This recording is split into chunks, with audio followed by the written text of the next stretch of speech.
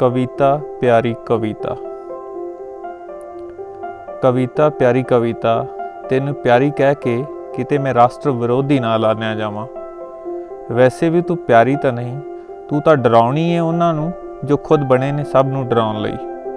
तेरे पिछे ऐसी केड़ी ताकत है जो तेनू सदियां तक रखती है जिउंदे, ते तू सिर सुट्टी धरती ते घिसड़दे तना नूं मुड़ सिर चुक के तुरन लई प्रेरदी है।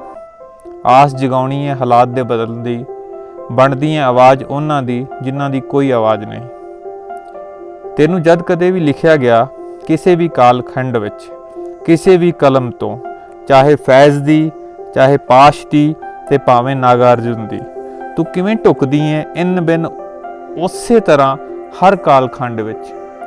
तेरे तो डरन वालियां नूं क्यों नज़र आउंदा है अपना चेहरा तेरियां सतरां च, क्यों पैंदा है महांदरा जालम दा तेरे शब्दां दे डूंघे अर्थां च। ये कमाल की है, ये चमत्कार किवें हुंदा है, किवें हर समय विच तू बन के हमदर्द आ खलोनी है किसी भी चौक चौराहे ते।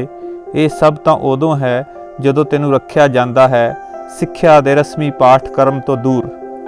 ते जे किधरे कोई अदारा तेरा कुछ हिस्सा चुप चपीते छाप भी देवे, ते फिर तू कित्थे रहनी है चुप चपीती। तू हो ही जानी है जाहिर, ते फिर हुंदे ने यतन तेनू बाहर कढ़ के सुट्टन दे, सिर्फ सुट्टन दे ही नहीं सगों पताल च गड्डन दे। तू बेशक किसी इम्तिहान विच नहीं आउंदी, पर इम्तिहान दे दिनां विच तू खड़दी है साडे मोढे नाल मोढा जोड़ के। तू हिस्सा बनदी है जिंदगी दी असल लड़ाई दा, जो लड़ाई है होंद दी, जो लड़ाई है स्वै अभिमान दी। ते ओ लड़ाई भावें इंटरनेट ते होवे ते भावें सड़क ते।